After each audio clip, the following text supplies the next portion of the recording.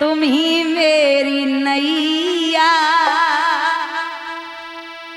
किनारा तुम ही हो,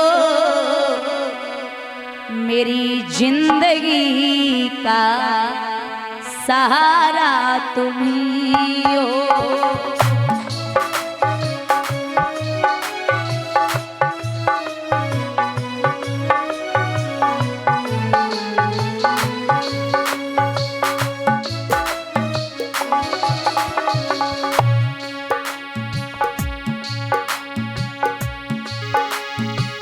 ये नर्तन का चोला बनाया है जिसने, बड़ी अंग ढंग से सजाया है तुमने।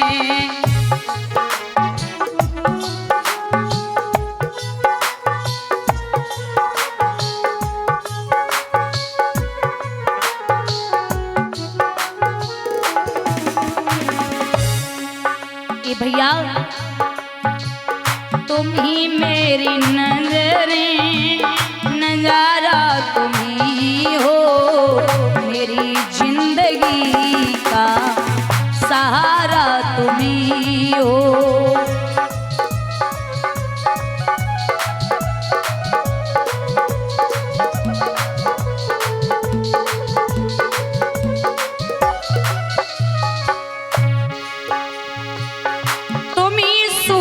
बनकर चमकते हो प्यारे, तुम ही बिजली बनकर कड़कते हो प्यारे।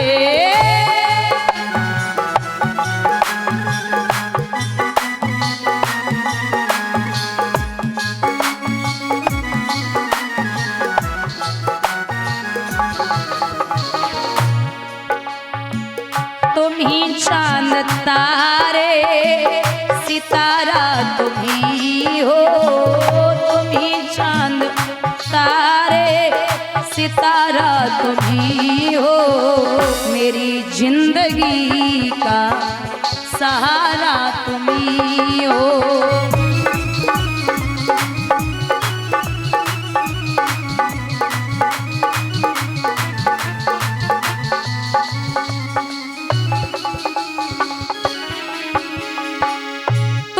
बन के बादल बरसते हो प्यारे, तुम ही फूल बनकर महकते हो प्यारे।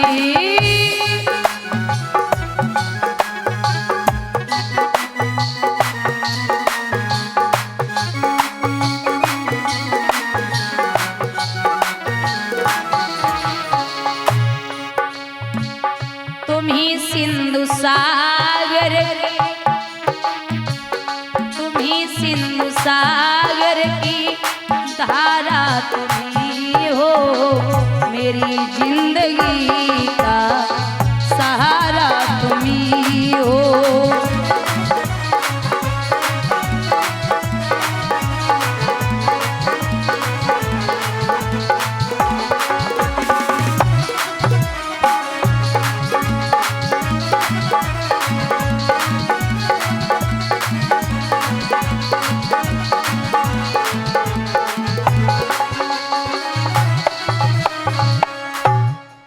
यहाँ बार बार समझाया तीनों प्राणी चले, राजा दशरथ को जरा सो होश आयो। राम जी ने चरण वंदन किया, गले से लगे। तो यहाँ जितने भी पिता बैठे हैं, राम को पता चला कि मैं वन के लिए जाऊंगा, बड़े प्रसन्न हैं। मैया सीता ने सुना कि मेरे प्रभु वन के लिए जा रहे हैं। आपको एक बात बता दूं, आदमी को जब ज्यादा कष्ट होता है या आदमी जब ज्यादा दुख में होता है तो सबसे पहले किसकी याद आती है? आदमी जब माँ की, जब आदमी जब कष्ट में होता ना बहुत ज्यादा, तो सबसे ज्यादा किसकी याद आती है? माँ की।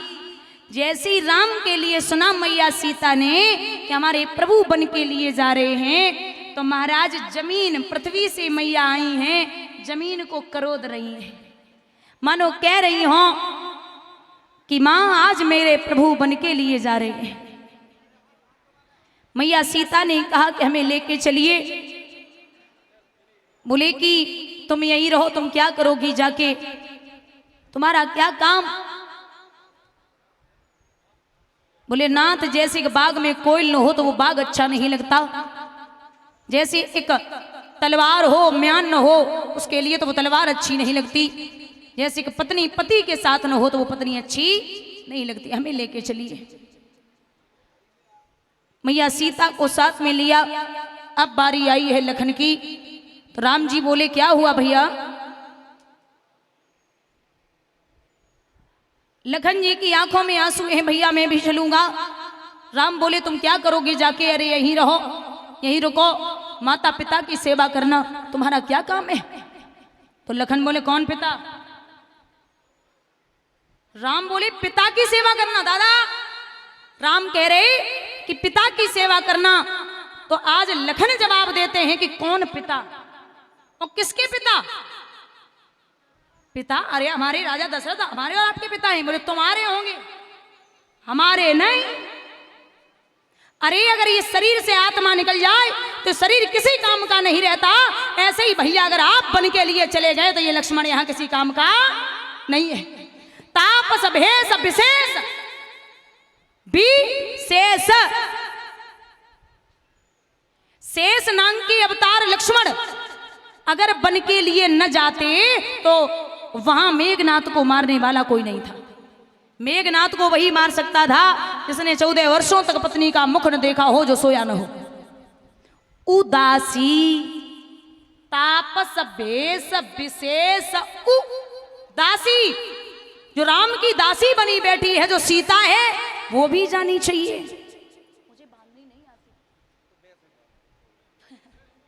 मुझे आती नहीं है। ऐसे ऐसे जवाब दिया कि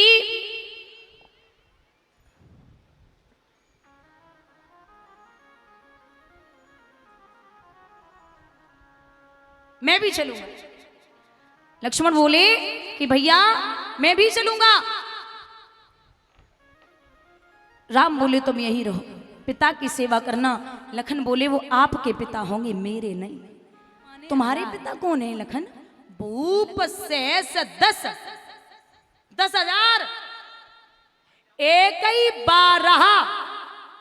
संस्कृत में दिन को कहते 12, एक ही 12। एक एक राजा उठ के जा रहा। पहला राजा पहुंचा तो 9,999 बैठे।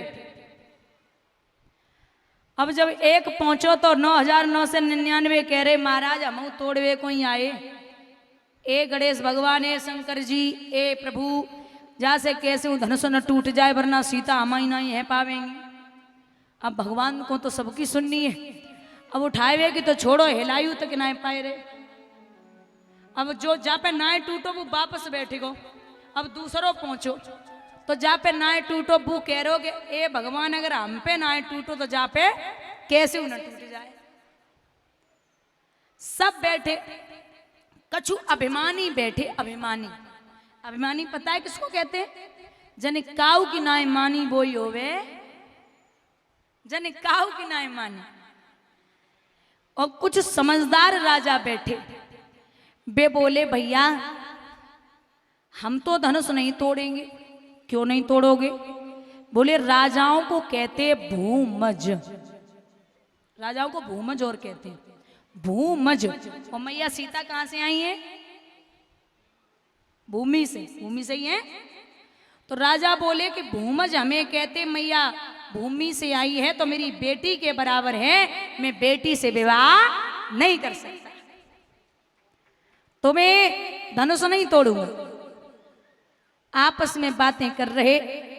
धनुष हिले तक नाए रहो तो राजा जनक ने विचार कियो कि प्रण करके मैंने कुछ न किया, अपनी चिंता पर रोता हूँ, रह गई कन्या कुंवारी मेरी चिंता में डूबा जाता हूँ।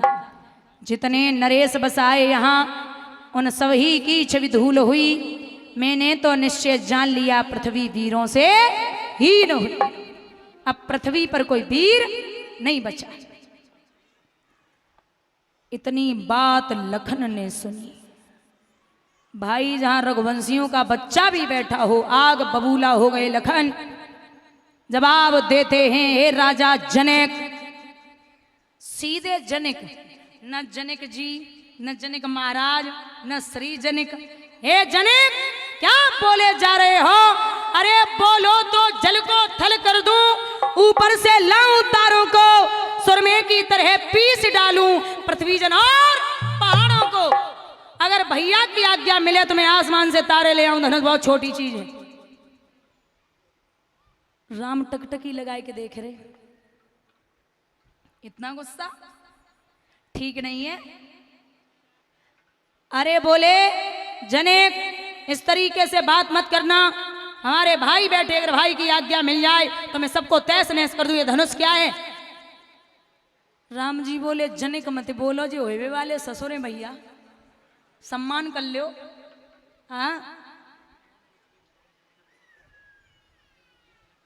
राजा जनक ने देखो कि एक उठेगा छोटो वालो, अगर छोटो उठो है तो बड़ो वालो जरूर उठेगा। विश्वामित्र ने इशारो दियो, लखन बैठो, हे राम उठो, धनवा तोड़ो, संताप जनक का हरण करो, उठ जाइए। तो बाबा लिखते हैं चौपाई में, गुरहे प्रणाम